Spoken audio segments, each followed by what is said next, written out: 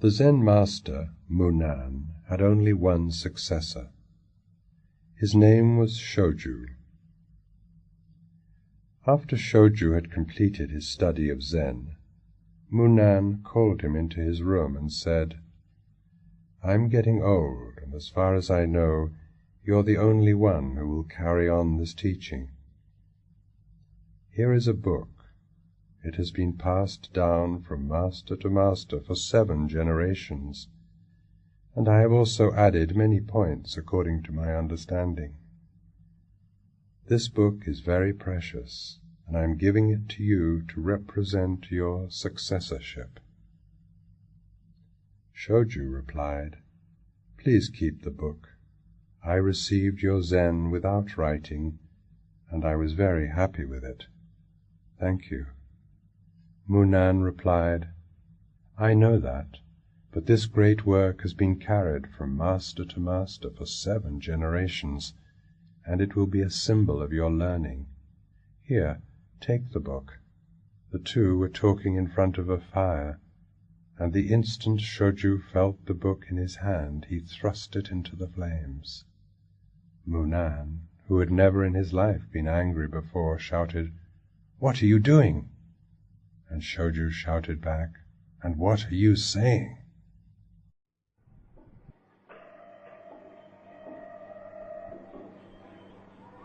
All books are dead, and that is how it should be. They cannot be alive. All scriptures are graveyards, and they cannot be nothing else. The word, the moment it is uttered, goes wrong. Unuttered, it is okay. Uttered, it is falsified. By the very utterance,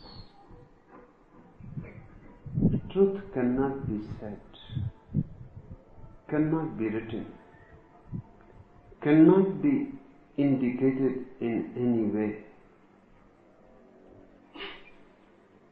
If it can be said, then you will attain to truth just by hearing it. If it can be written, you will attain to truth just by reading it. If it can be indicated, then you will attain to truth just by mere indication. This is not possible. There is no way to transfer truth to you. There exists no bridge.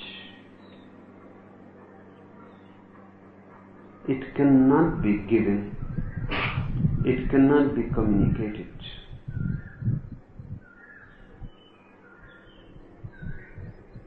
But people become addicted with scriptures, books, words, theories. For the mind, it is easy to understand a theory. It is easy to read a book. It is easy to carry the tradition.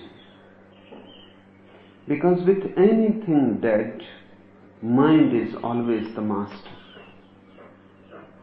With anything alive, mind becomes the slave. So mind is always afraid of life. It is the dead part in you. Just as I said that hairs, nails are dead part of your body, the part that has died already, and the body is throwing it out. Mind is the dead part of your consciousness. The thing that has already become dead, and the consciousness wants to get rid of it. What is mind? The past, the memory, the accumulated experience. But the moment you have experienced the thing, it is dead. Experiencing is in the present. Experience is in the past. While you are listening to me, just in the moment, just here and now, it is an experiencing. It is a live process. But the moment you say, I have heard, it has become dead. It has become an experience. While listening to me, the mind is not there. You are there. The moment mind comes in, the mind says, I have understood. I have heard. I know. What do you mean? The mind has taken possession. The world can be possessed by the mind. Anything dead can be possessed by the mind. And only dead things can be possessed. If you try to possess a live thing, there are only two ways. One, either you will not be able to possess it, or you will have to kill it first. And then you can possess it. So wherever there is possession, there is murdering, killing. If you love a person, love in itself is an experiencing, a moment-to-moment flow, with no past being carried. The river remains fresh. But the mind says, possess this woman, possess this man. Because who knows about the future? Possess. She may escape, she may go to somebody else, she may fall in love with someone else. Possess her and block all the ways of escape. Close all the doors. So she remains always yours. Mind has entered. Now this woman will be killed. Now this man will be murdered. There will be a husband, there will be a wife, but there will not be two live persons. And this is the mischief mind goes on doing everywhere. The moment you say, I love, it has become an experience. It is already dead. Loving is something else. It is a process. While in love, you cannot say, I love. That will be profane. How can you say, I love? Because in love you are not, the possessor is not. So how can you say, I love? In love there is no I. Love is there, of course, but you are not. While an experience is alive, experiencing, there is no ego. The process is there. You can say love is there, but you cannot say I love. In that love you have dissolved. You are merged, melted. Love is greater than you. Anything live, alive is greater than you. Dead, the mind can jump, just like a cat jumps on a mouse,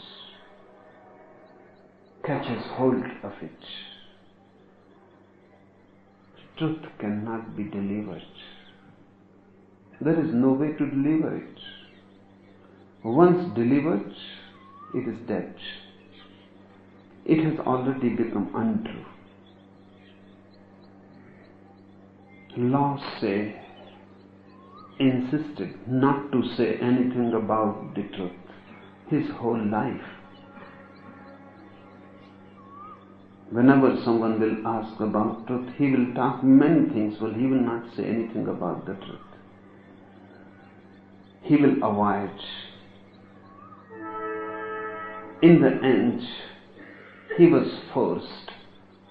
Disciples, lovers, forced on him that you should write, because you have known something which is rarely known. You have become something which is unique. There will be no Lao Tse again. So he wrote a small book, Tao Te King. But the first thing he said in it is, Tao cannot be said, truth cannot be uttered, and the moment you utter it, it is already false. And then he says, now I can write at ease. I have declared the basic fact. Uttered, truth becomes false. Written, it has already gone wrong. Now I can write at ease.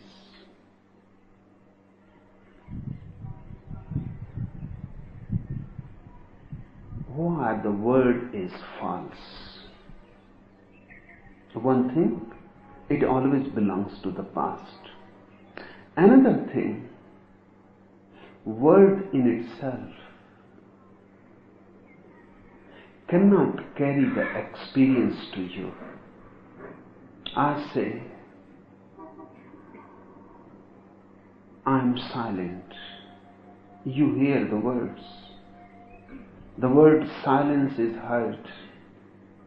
But what do you understand?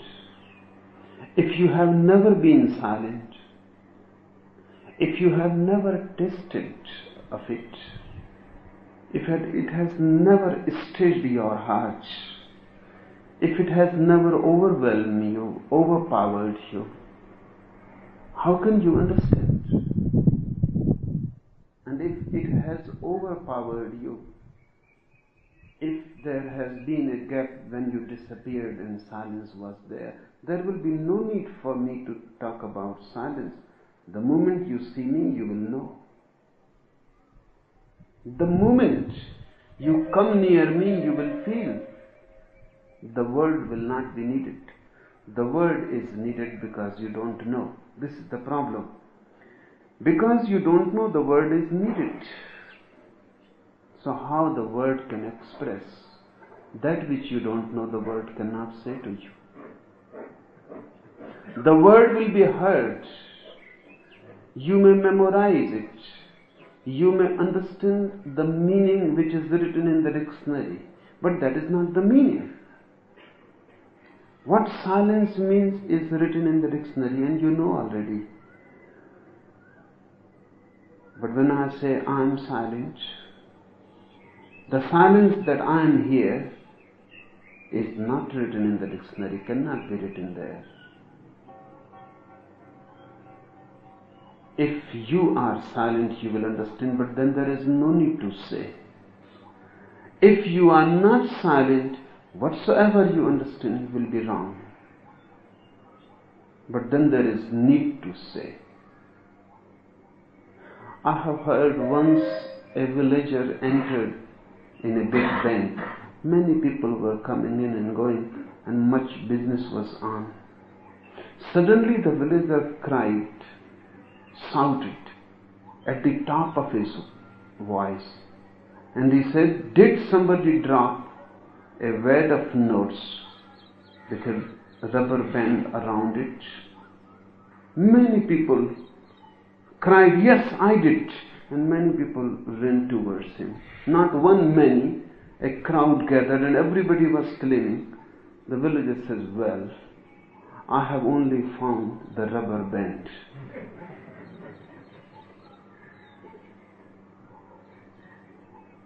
Whenever I say truth, whenever I say silence, you will only find the rubber band. The notes will be missing. The word will reach to you, but not with the weight of notes. Those notes will be left behind. They are in my heart. The word will reach. It is just a rubber band. It may have been around the notes, but still it is just a rubber band.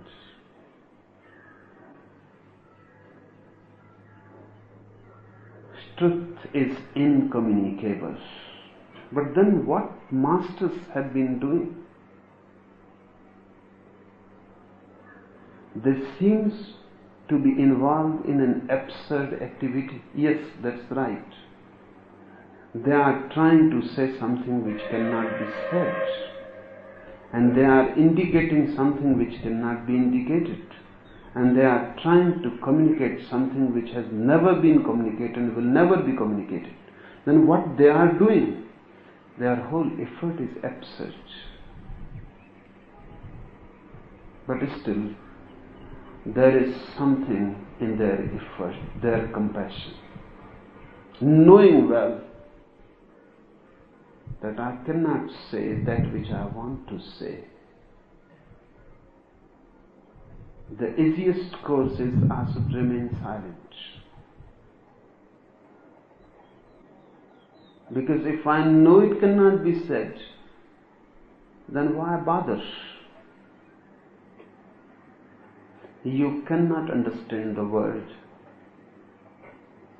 but will you be able to understand my silence? So it is a choice between two events. It is better I should remain silent, that will be more consistent. It cannot be said I should remain silent, but will you be able to understand silence? The word you may not be able to understand, but you can hear it. Some possibility is open. Hearing it continuously, you may become aware of something which has not been said in the word. Listening to me, by and by, you may become aware of me, not of what I am saying. The word will help just as a bait. You may be caught in the net. But if I am silent, you will pass by my side, you will not even become aware that I am there. Even the possibility is lost. So when masters speak, they don't speak to tell the truth that cannot be told. They have a choice, either they can remain silent or they can talk. With silence, you will miss them completely. With word, a possibility opens, not a certainty, because everything depends on you. But a possibility opens. Listening continuously to a Buddha, someday you may become silent. Because just being near a Buddha is being near a pool of silence, an energy, a tremendous energy which has become silent. This is what Indians have been saying, calling satsang, to be near the truth. It is not a question of communication, just to be near the truth. It can become infectious. Just as you reach near a river, the breeze becomes cooler. You may not see the river. The river may be still far away, but the breeze carries the message. You feel a coolness coming. When you reach near a Buddha, the words are carrying only just a coolness, that Buddha is somewhere near. You may start groping for him. You may be lost in his words, then you are lost in the forest and the river is missed. But if you are alert, intelligent, then by and by you will feel from where this wind is blowing, from where these words are coming. And these words carry a silence around them. It may be just a rubber band. but that rubber band has been in deep contact with the notes. It carries something, something of the source, from where this breeze is coming. If you can follow intelligently, sooner or later you will reach to the source. The words of a Buddha may not be able to communicate the truth, but they can communicate the music that exists in one who is enlightened. They carry the melody, something of the source, a tiny part of it, a very tiny part of it, but something of the source. It should be so, because when a word comes out of Buddha, it carries something of the Buddha. It has to be so. It has been vibrating in his being. The word has been in touch with Buddha's heartbeat. The word has passed through Buddha's silence. It has been in the womb of Buddha. It carries the scent, the fragrance, a very far off cry, but still, you may be lost in the words, then you miss Buddha. But if you are aware that the word cannot carry the truth, then you will always put aside the word and follow the perfume. Put aside the word and follow the music. Put aside the word and follow the presence. If I suddenly say, hey, you look at me. The word is meaningless, but the look.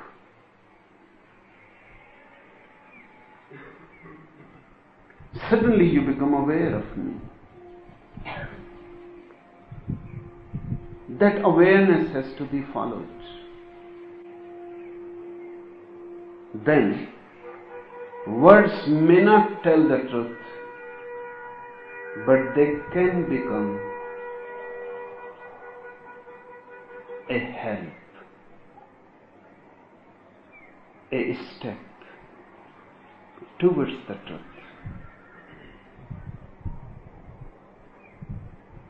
This story is beautiful. A master is on his dying bed. Soon he has to leave this earth and this vehicle, this body. And he would like to have a successor, one who can carry the flame that he has kindled, one who will be able to continue the work that he has started.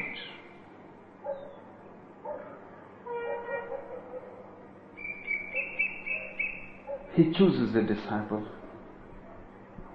He calls him near and he says to him that you are the most capable of those who are around me, and you are going to be my successor. You will have to continue this work.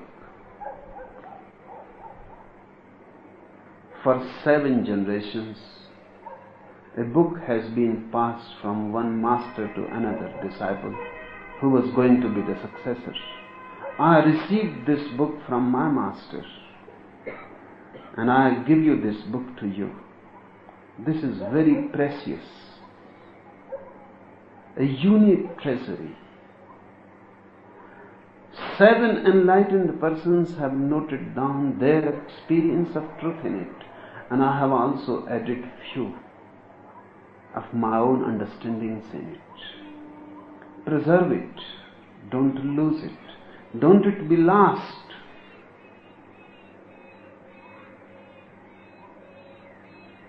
The disciple said, but I have achieved the experience without any book. And I am happy and blissful. And I am not a little bit dissatisfied. So why add this burden to me?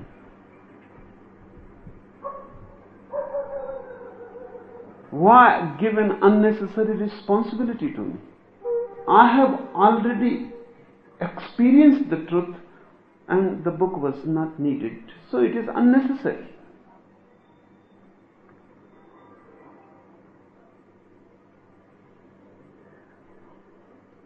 The master still insisted, and he said that much valuable is written in it. It is no ordinary book. It is the book, the Bible. The Bible means the book.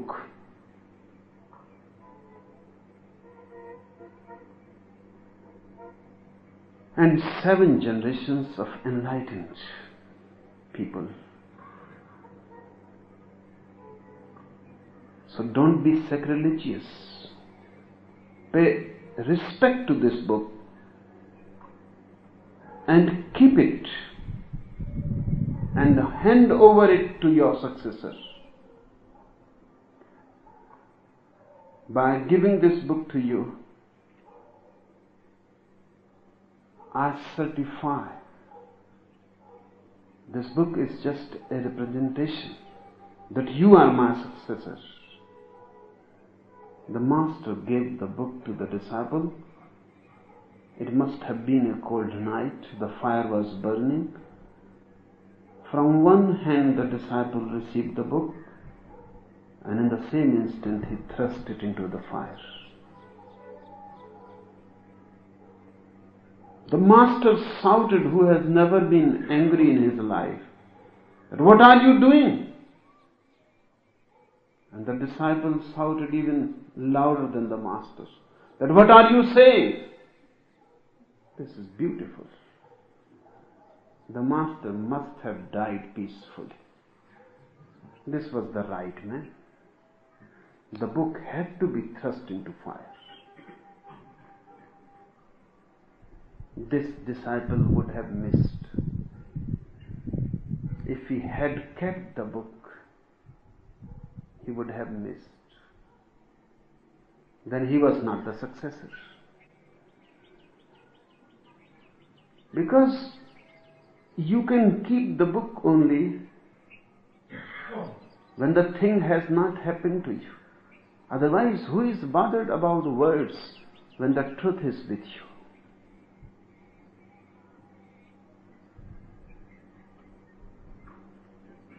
Who is bothered about a book when the real thing has happened within? When the experience is there, then who is bothered about explanations? Explanations are precious because the experience is lacking. Theories are significant because there is no knowledge. When you know, you can throw theories. They are rubber bands. When the notes are with you,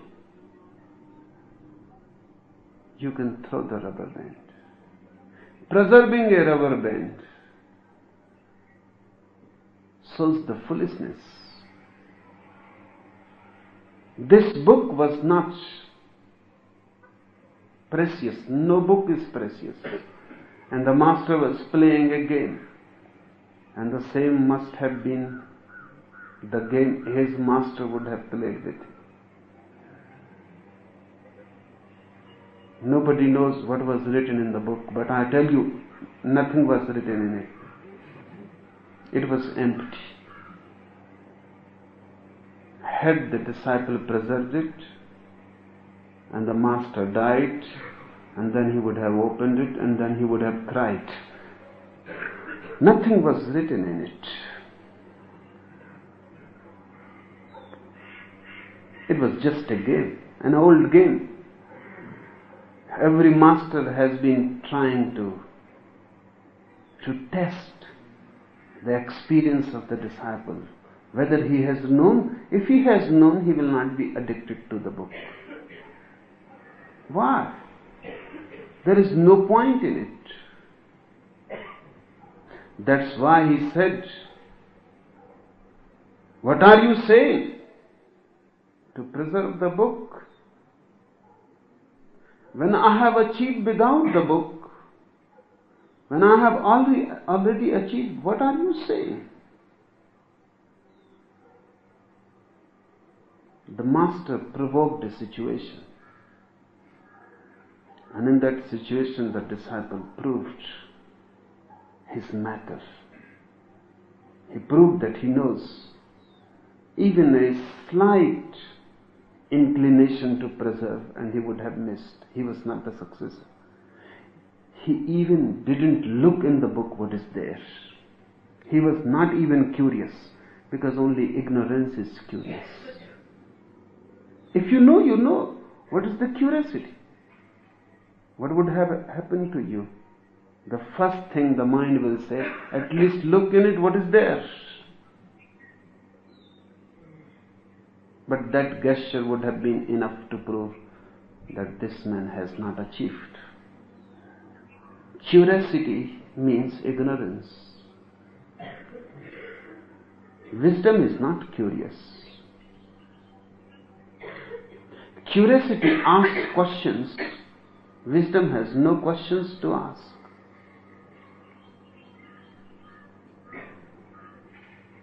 What you would have done? The first thing that comes to the mind, at least see what is there. If the master insists it is precious, has to be preserved, handed over from one generation to another, and 7 enlightened persons have written it, and my own master has aided his own understanding in it.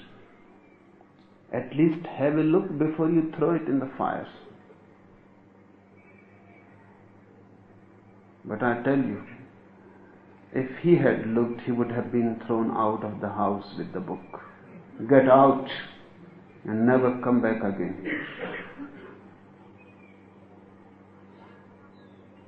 He acted out of a deep understanding. How the master who knows can insist that the book can be precious? There must be some game.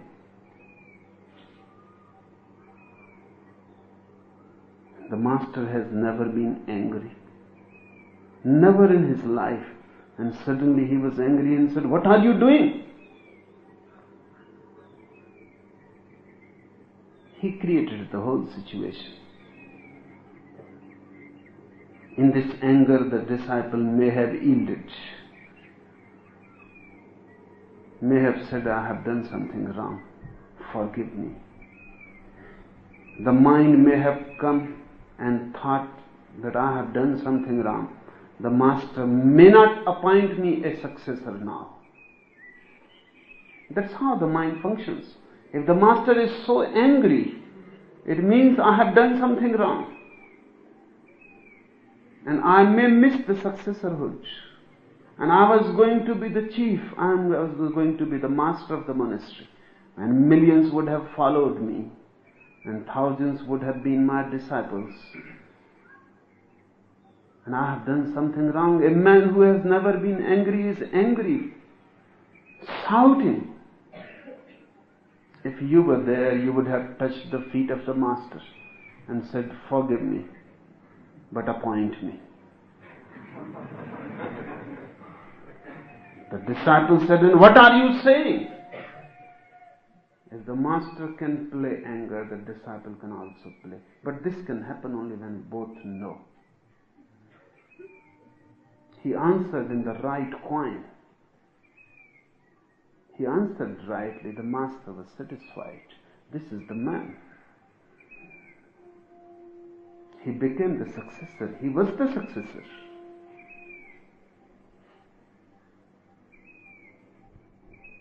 But this has been done by every religion. They have been preserving books and doing nothing else. Christians preserve their Bible, Mohammedans preserve their Quran, Hindus preserve their Gita, and they have missed. They are not the successors.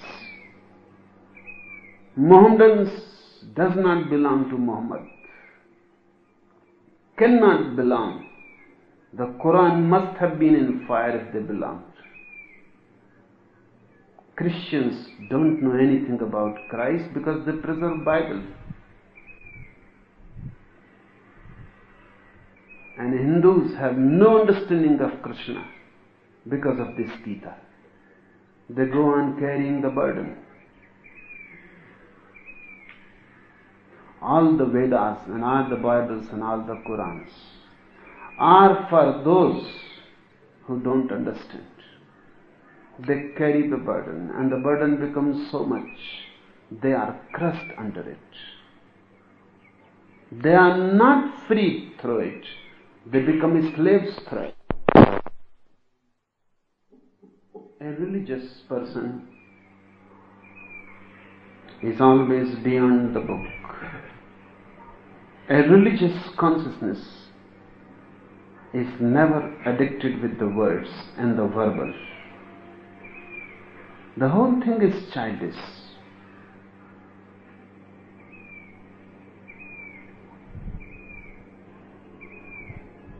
A religious man is in search of authentic experience, not borrowed words, not experiences of others. Because unless I know, Buddhas may have existed, they are useless.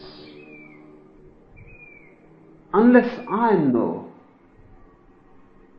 there is no truth. Because truth can only be my experience, only then it is there. The whole world may say that there is light and there is a rainbow in the sky and the sun is rising. But if my eyes are closed, what does it mean to me? The rainbow, the colors, the sunrise, the whole thing is non-existential to me. My eyes are closed. I am blind. And if I listen to them too much, and if I start believing in them too much, and if I borrow their words, and I also start talking about the rainbow that I have not seen, about colors which I cannot see, about the sunrise which is not my experience, I may be lost in the forest of words. It is better to say that I am blind and I don't know any colors and I don't know any light. Unless my eyes open, there is no sun and there can be no sunrise. Insist so that you can work upon your eyes. Don't carry the books. They talk about rainbows seen by others. They talk about sunrises experienced by others. Don't carry the borrowed God when you can encounter Him directly, immediately. Why create barriers of books between you and Him? Burn the books. That is the message. Throw them in the fire.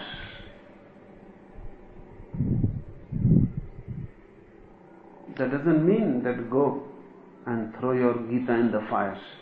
That will not be of much help.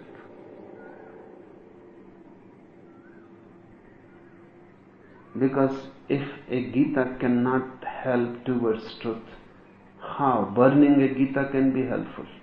No, that is not the point.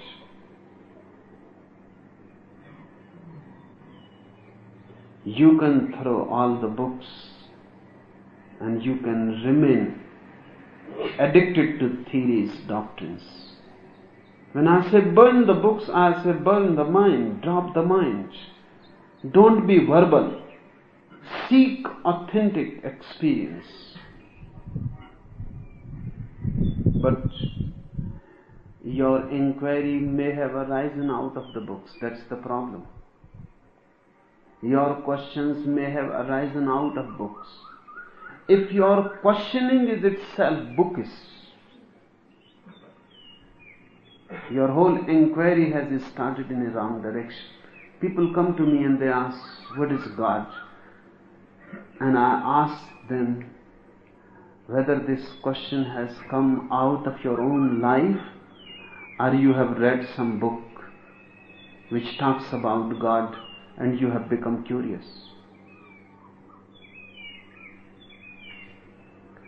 If your curiosity is arisen out of learning, it is useless. It is not your question. And if the question is not yours, no answer can be of any help. When the basic thing is borrowed, even the question is borrowed. You will go on borrowing the answers.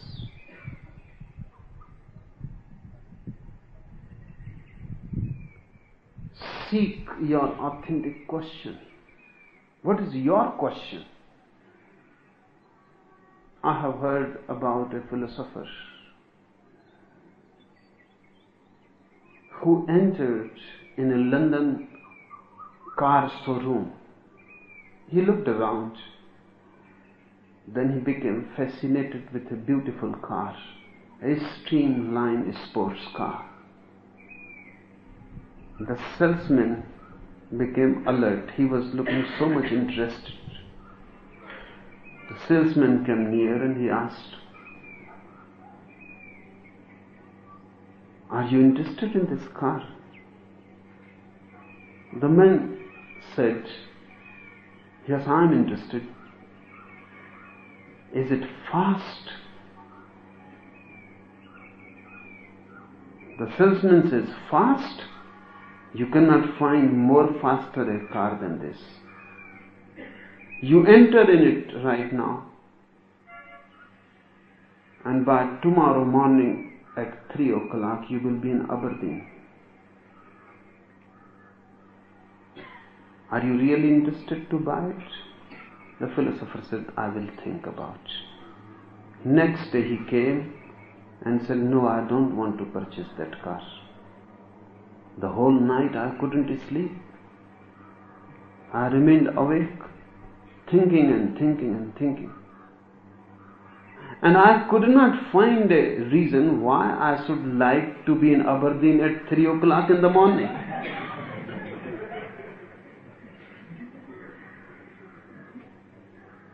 Whenever you read a book, ask, inquire for what reason you would like to be in Aberdeen at 3 o'clock in the morning. You read a book, you read something about God, you read something about moksha, you read something about the soul, you read something about bliss, you become fascinated. And words of those who know are really fascinating. You forget completely for what reason you would like to encounter God. Just by reading a man, just by reading a book, if you read Jesus, you will be fascinated. Because this man is drunk with God.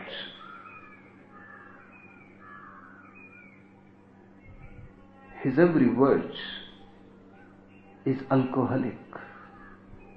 If you hear him, you will feel drunk. But close Bible, escape from this Jesus brood. Whether this is your inquiry, or this man has sold his inquiry, sold his inquiry to you. Another's inquiry, then your whole search goes false. The first thing to remember is your question must be yours. And then, second thing is to remember the answer must be yours. Books supply both. That's why I say burn the books and be authentic. Come out of the jungle of words and feel what you want, what's your desire, and follow it. Wheresoever it leads, sooner or later, you will come to the divine. It may take a little longer time, but then the search will be real. And this disciple says to the master, I could achieve without the book, so why? Why you are forcing this book on me? He did well. He threw it in the fire. If all the religious books are burnt, the world will be more religious. There are so many books and ready-made answers.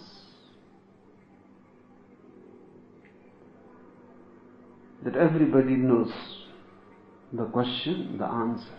It has become a game. It is not your life.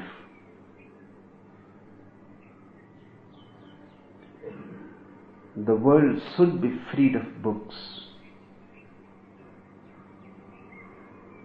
should be freed of all ideals, should be freed of all borrowed inquiries. Every man should start feeling his own heartbeat, his own pulse, where it leads, what it desires. What is my question? If you can find your question, the answer is waiting just nearby. It may be that finding the question, you have already found the answer. Because the answer lies in authenticity. If the question is authentic, 50% problem is already solved. You have become authentic in questioning. Just a little more effort, going a little deeper, and the question always hides the answer behind it. Question is just one aspect of the coin, the other aspect is the answer. Just behind questioning, the answer is lying, waiting for you. But if you have not come to your question, how can you come to your answer? And only the answer that is yours will free you, will make you free. Jesus says, truth liberates. Yes, truth liberates, but never borrowed. Jesus' truth will not liberate you. But Christians have been believing that Jesus' truth should liberate them. Not only that, they think that just by Jesus' crucifixion, humanity is already liberated. This is being blind, absolutely blind. Nothing is liberated. Nobody is liberated. Salvation has not happened. Jesus is crucified, that's okay. But through Jesus' crucifixion, Jesus is liberated, not you. The whole thing seems to be a trick. Jesus dies on the cross and humanity, particularly Christianity, is liberated. One who is a Christian is already liberated. This is how mind thinks. Goes on throwing responsibility on somebody else. If you are a sinner, you are sinner because Adam sinned and was thrown out of the heaven. And now you are liberated because Jesus has entered again in the kingdom of God. So Adam and Jesus are the authentic persons. You are just shadows. Adam sins, you have become a sinner. So who you are? You are a shadow. Adam is thrown out of heaven and you are thrown. This can happen only to a shadow, not to a real person. If I am thrown out of this house, only my shadow will be thrown with me, nothing else. And if I enter in the kingdom of God, only my shadow will enter with me. You cannot enter. Jesus solved everything. He entered in the kingdom of God, and whole humanity entered with him. Nobody has entered. Nobody can enter in such an easy way. You have to pay the cost. You have to carry your own cross. You have to be crucified through suffering. Your suffering, remember, not Jesus' suffering or anybody else, will open the doors. Otherwise they are closed. And you cannot enter just following Jesus. Nobody can enter that way. The door opens for the individual because individual is the authentic reality.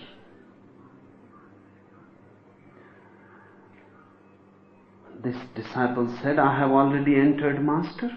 So why you are giving this map to me? A map is needed for one who is lost. But I have reached the goal. So why this map?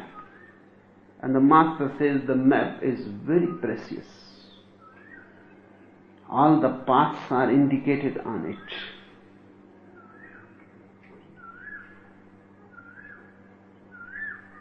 If the disciple has hesitated for a single moment, the Master's penetrating eyes were searching in his heart. Whether he hesitates, whether he says, okay, maybe the Master is right, and the map is precious.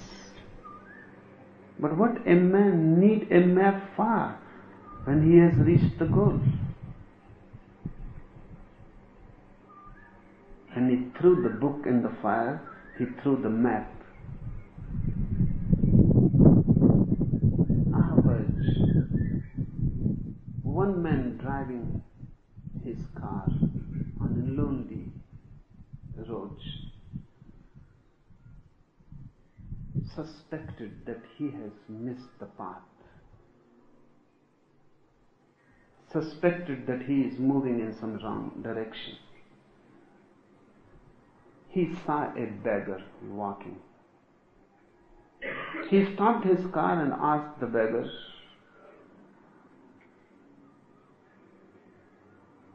does this road lead to Delhi? The beggar said, I don't know.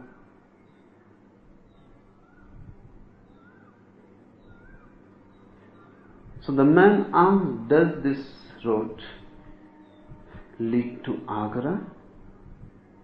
The beggar said, I don't know. The driver was already irritated. He became more irritated. So he said to the beggar in anger, so you don't know much? The beggar laughed and said, but I am not lost.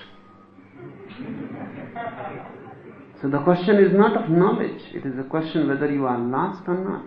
The beggar said, but I am not lost. Whether I know or not, that's not the point. When you are lost, a map is needed. Knowledge is needed. Book is needed. When you are not lost, what is the point of carrying a book, a map? And an enlightened person is at the goal everywhere. Wherever he is the goal. Once you become aware You are the goal. You cannot be lost then. The beggar is not lost. Why? Because he is not going to Delhi. He is not going to Agra. He is not going anywhere. Wherever he reaches, that is the goal. He is not lost because he is not moving in a direction. He is not lost because there is no desired goal. This disciple throws the map because there is no goal. He is the goal now. Wherever he is at peace, at home. There is no desire and no motivation. The future has disappeared. This moment is enough.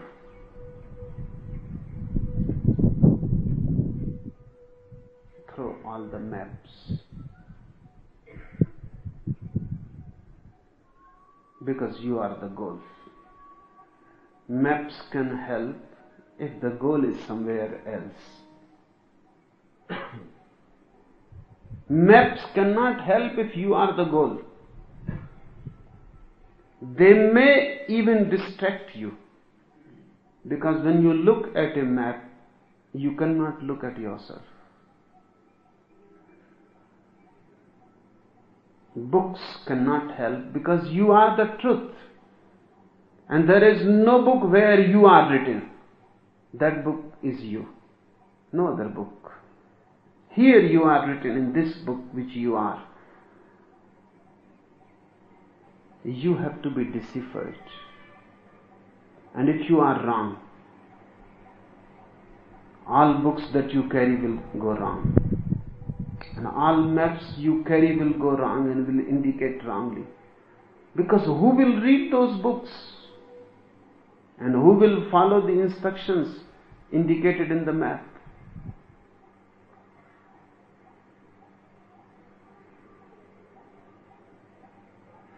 I have heard one man is driving and his wife is looking at the map.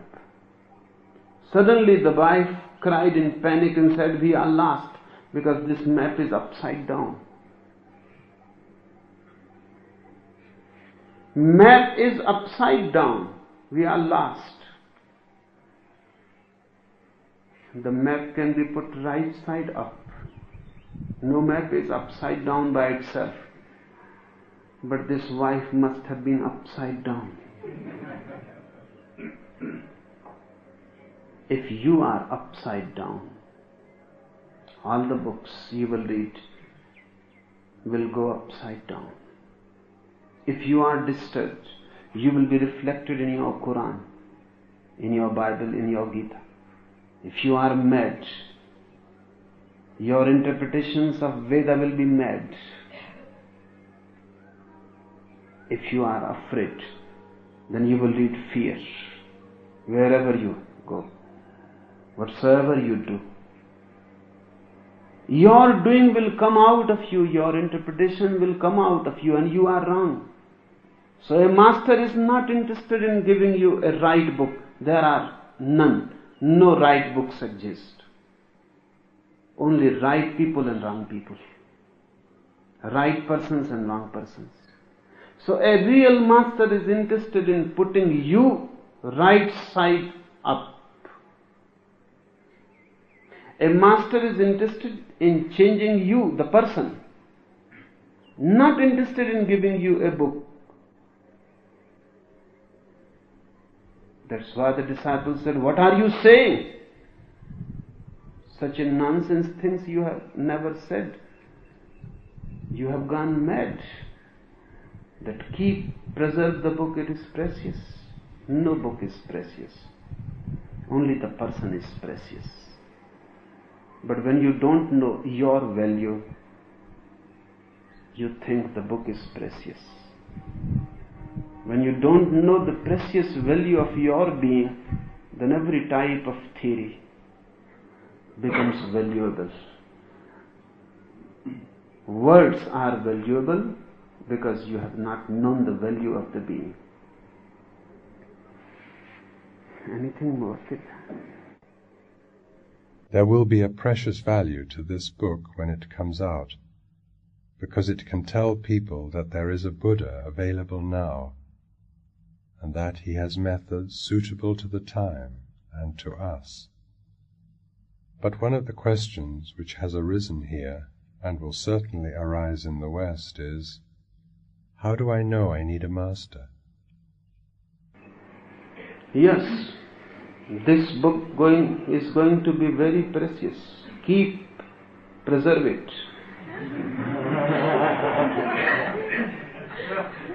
7 generations of masters have given it to me, and I give it to you.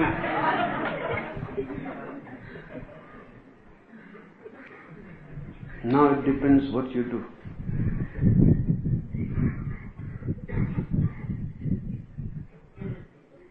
I have added my understandings to it.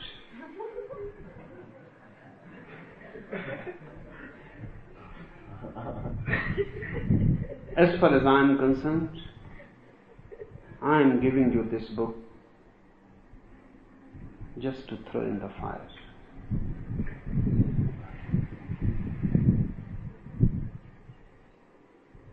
The day you can throw it in the fire will be the day you have understood it. If you go on preserving it, you missed. But the book is needed, because then if it is not there, what you will throw in the fire? It is needed. Try to preserve it. It is very precious. But when you will understand, you will throw it in the fire. So I am not saying only give Quran to the fire, give my books also to the fire. Because they can be more dangerous than Quran and Gita and Bible. Because they have become out of date in a sense. You are very, very far away from Muhammad. Even more far away from Krishna. Their voice has become a very, very distant, dim thing. My voice is needed to you. It is immediate. It is direct. It may become a greater prison for you. It is more alive right now. It can capture you. It can become more a burden.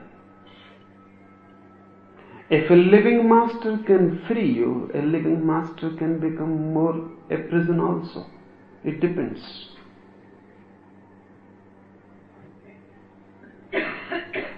There are directions in it.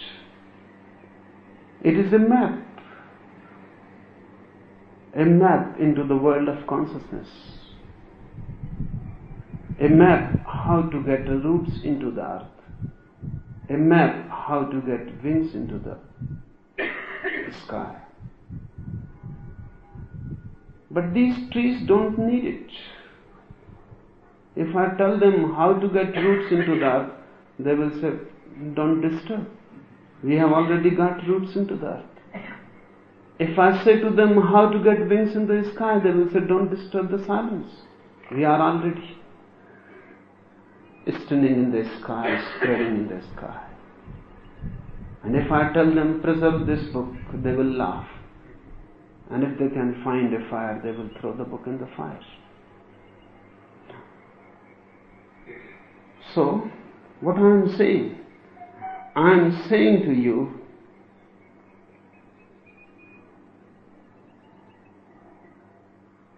to get roots and throw the maps.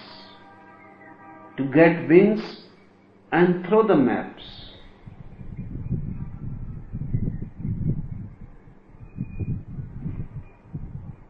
Don't be fixed with what I say. Don't get obsessed with what I say. Put the words aside and look at me. And that is what I hope one day you will be able to say to me, that if I say, preserve this book, He will be able to shout at me and say, "What are you saying? Have you gone mad?" But you can say that without reaching the point where it becomes meaningful. But you cannot deceive me. You can throw the book in the fire without throwing the attachment into the fire. Then you are imitating. Imitation won't help. Now Buddhas have existed on the earth. Their disciples have existed. Everything has happened whatsoever can happen. And everything is written. You can decide. You can imitate. But imitation won't help. It happened once. A man came to a Zen master. He has read all the scriptures, memorized them, and he has become a great philosopher because he was very efficient in using words, logic. And this Zen master was just a villager, just like that beggar who said, "I am not lost," but with no maps, with no books. He has never read the Lotus Sutra, one of the greatest Buddhist scriptures, worth preserving, always keeping near. Just like as there are bedside books, Lotus Sutra is a heart-side book. It is concerned with the heart. Lotus is the symbol for the heart. Fully bloom, in full bloom, the heart. So Buddhists think there is nothing comparable to Lotus Sutra. This man has memorized the whole Lotus Sutra. He could repeat it from anywhere. You ask any question and immediately he will answer. He was like a computer. Very efficient. So he asked the Zen master, "Have you read Lotus Sutra?" The Zen master said, "Lotus Sutra? Never heard of it."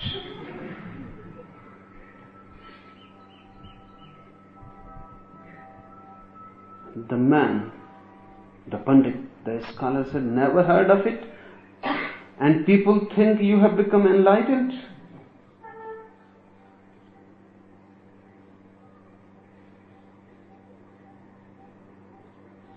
The Zen master said, "People must be wrong. I am an ignorant man. How I can be enlightened?" The scholar was at ease now. So he said, "Now I will repeat the Lotus Sutra. Can you read?" The man said, "I can't read." So he said, "Okay. Then listen to me. And I will explain anything you want to ask." He had come to seek a master. He became a master. The ego never wants to be a disciple. It is always in search of being a master. All the Buddhas must have laughed at the situation. The master became the disciple and the disciple became the master, and he said, "Listen." The master started listening. He said, "Okay." He repeated the Lotus Sutra. In the Lotus Sutra it is said everything is emptiness. This world is empty. Hell is empty. Heaven is empty. God is empty. Everything is emptiness. Emptiness is the nature of all things. Nothingness. So be attuned to nothingness and you will achieve. Suddenly the master jumped and hit this Pandit on the head. The Pandit became mad. He started shouting and he said, not only that you are not enlightened, not only that you are ignorant, you seem to be neurotic. What you are doing? The master sat again and he said, if everything is nothingness, from where this anger comes? The world is emptiness. Heaven is emptiness. Hell is emptiness. The nature of things is nothingness. From where this anger comes? The Pandit was puzzled. He said, it is not written in the Lotus Sutra. You asked foolish questions. It is not written in the Lotus Sutra. The whole Lotus Sutra I have memorized. And this is no way of asking a question. Hitting me. This is no way of asking a question, but this is the only way. Theories are of not much help. You can say everything is nothingness and just a little hit, and anger arises out of nothingness.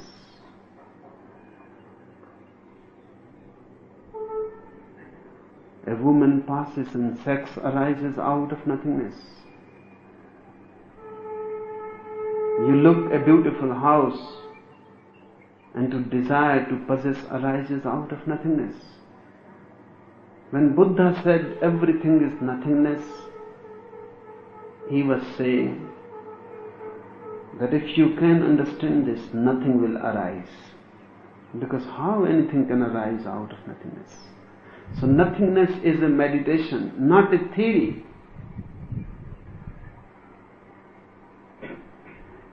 It is falling into the abyss. Then anger cannot arise, sex cannot arise. How they can arise? There are two types of persons. One, who are in search of theories. Please don't be that type. That is the most stupid type, in search of theories. The other type is the wise type, in search of experience, not of theories.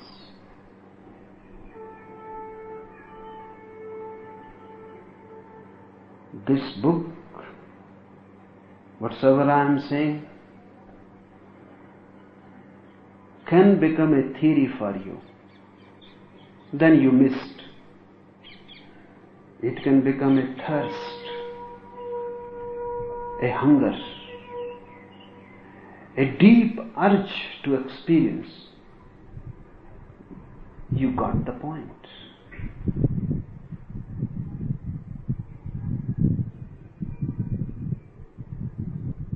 But don't be addicted with the words.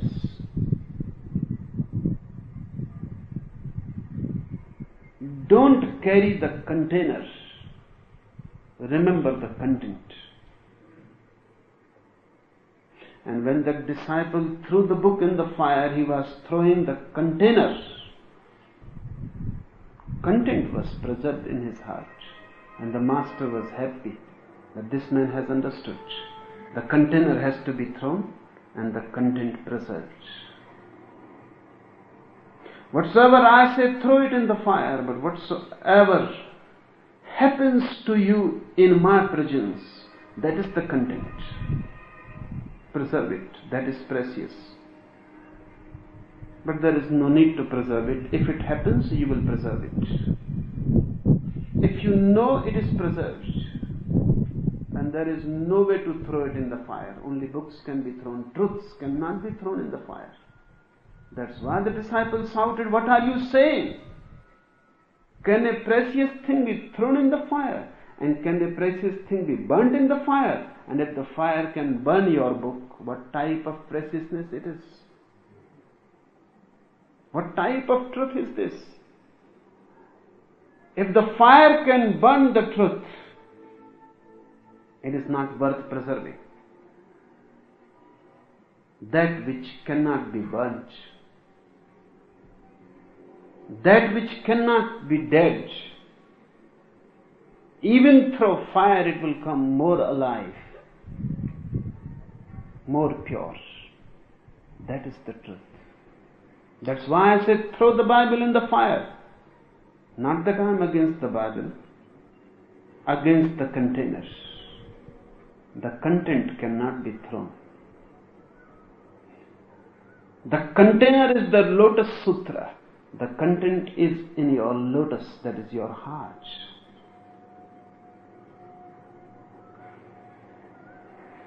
Anything more? A lot of people say they can't really let themselves go in meditation because of the physical pain, because of bumping into each other and falling down. They feel this may be some sort of excuse for not really letting go. Could you talk to us about this physical aspect? A child can fall, but he will not feel hurt. A drunkard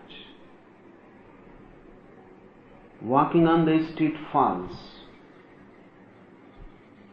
but his body is preserved. His bones are not fractured.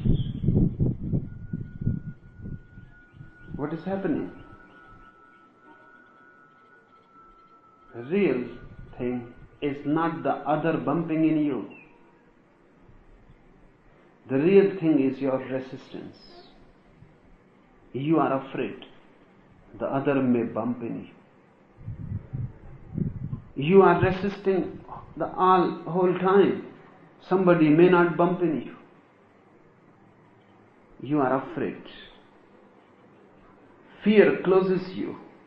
You become stiff. And if then somebody bumps in you, that stiffness is hurt. Not you. But you feel that you are hurt. And then your mind says you were right to be afraid from the very beginning. And it was good to be alert that nobody bumps in you.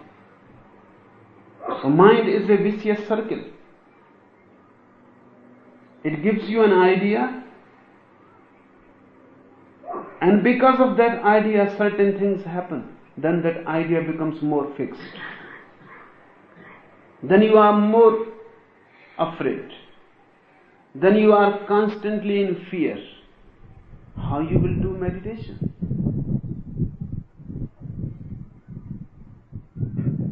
In Japan, they have a science of wrestling they call judo or jiu-jitsu. And the whole science consists of a very meditative thing. The judo wrestler learns how not to resist. When somebody attacks you, you have to absorb his energy, not resist. As if he is giving energy to you. Absorb his energy. Don't resist. He is not the enemy, he is the friend coming to you. And when he hits you by his hand or his fist, much energy is released from his fist. Soon he will be exhausted. Absorb the energy that is released from his fist. When he is exhausted, just by absorbing his energy, you will feel more strong, stronger than ever.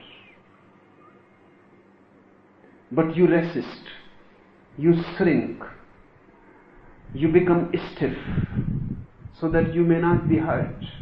Then his energy and your energy clash. In that clash, pain happens. It is you. In meditation, remember this. If somebody bumps in you, absorb his energy. And now, a meditative person bumping in you, you are lucky. He is releasing beautiful energy. A meditative energy coming out of him. Absorb it. Feel happy. Feel thankful and start jumping again. Don't be stiff. Don't resist. He was sharing his energy to you unknowingly. Share it.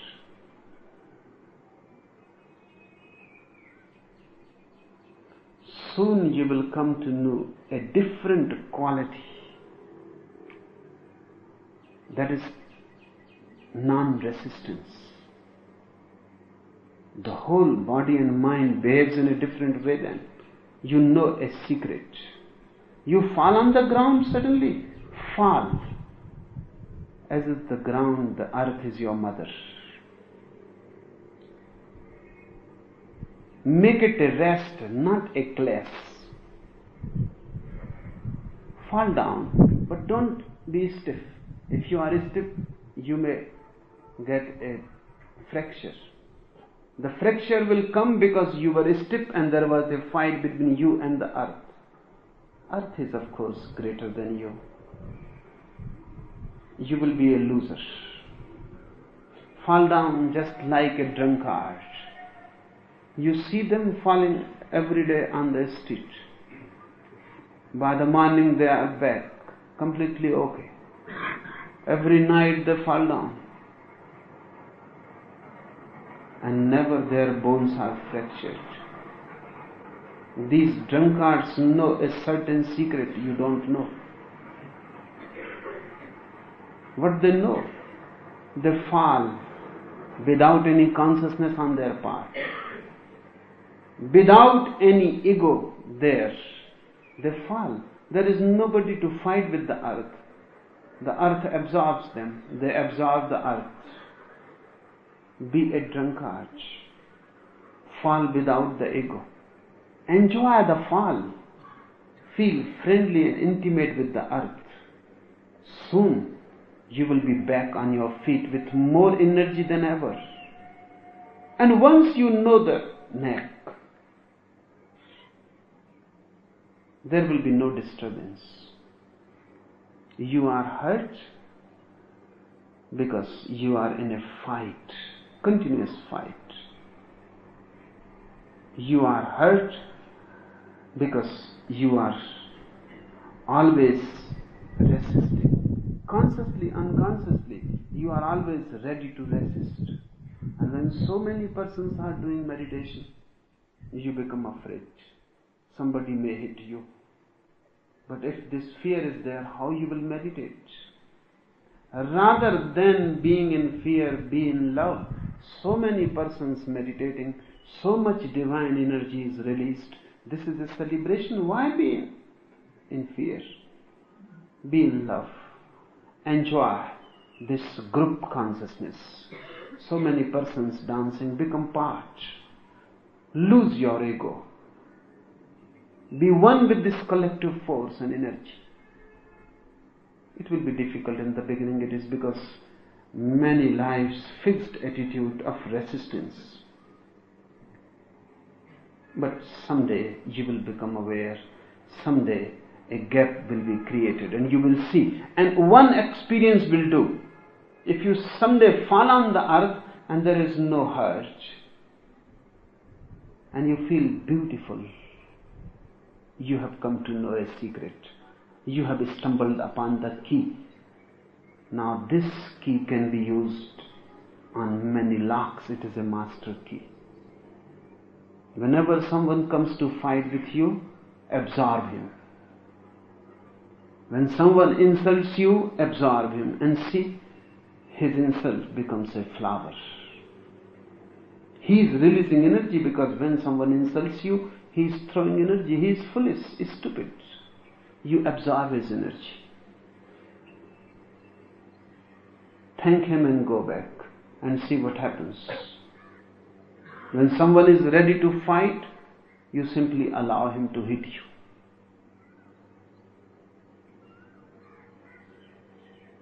Be as if you are not there and he is fighting in emptiness, and allow him.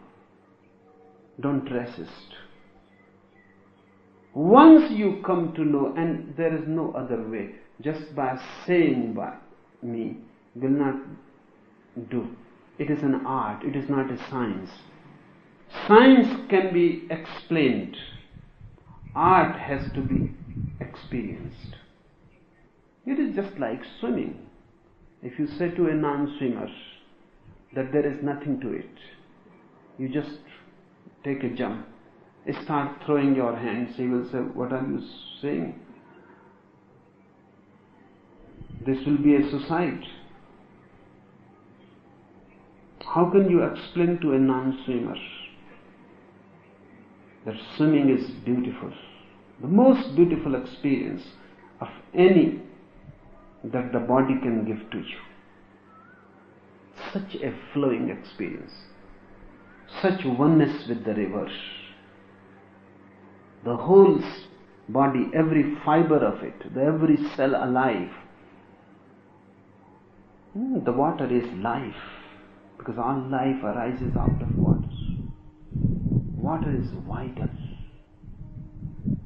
In your body, you are 85% water. So 85% water, liquid, meeting with a big river or the ocean. You have come to the original source of vitality. But you cannot explain to anyone who is a non-swimmer. It is not a science. You have to take him by and by. In the beginning, shallow water, so he becomes confident. Then by and by, towards deeper. In the beginning, he will be awkward. He will be afraid. He will be fighting with the river, afraid that the river may drown. He will feel the river antagonistic in the beginning. Soon he will realize that the river is not antagonistic. The river also enjoys you there swimming. The river feels happy. One of his part has come back. It is a celebrating moment for the river. A river where no one swims is sad. Where many people dance and swim in the river and enjoy, the river is happy. Soon you will feel the river helps you. You are unnecessary fighting. By and by, you will drop your movements, activity. And when the swimmer becomes perfect, he simply floats on the river. No activity is needed. The river does everything. He simply floats on the river. In old yoga traditions, there is a particular meditation. Just to float on the river and feel one with it. But don't make any movement. Don't move the body. Let the river do the work. And if the river is doing the work, you are simply floating, non-doing. You will have a feeling of the whole existence. This is how existence is floating. You are unnecessary fighting. In meditation, you are entering a river of consciousness. So many people around you. Create a tremendous force, a stream. Enter into it like a swimmer, not fighting, floating. And see what happens. And it is an art. I cannot tell you. I can just indicate. You have to experience. And you have to wait until the experience happens to you. A single moment of experience that nobody is against you. Nobody is going to harm you. This whole existence is homely. Then there will be no hurt. And I say, even if your bone is broken, there will be no pain. There will be no hurt. You fall down and you die. Even then, there will be no pain. If you are just falling back to the Mother Earth, there will be no pain. You are simply absorbed. And who knows? In meditation, just somebody's bumping in you may become your first glimpse of enlightenment. Because it is a shock. A sudden awareness comes to you. Who knows, just falling on the ground and breaking a bone may become your first satori, your first enlightenment. Nobody knows.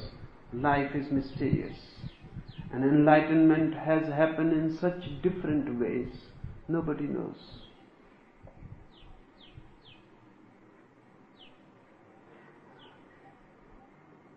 Do it in love.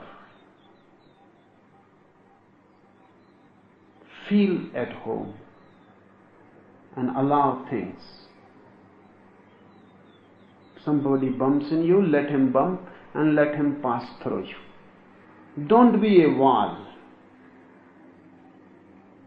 Don't come in his way. Allow him to pass. Be porous.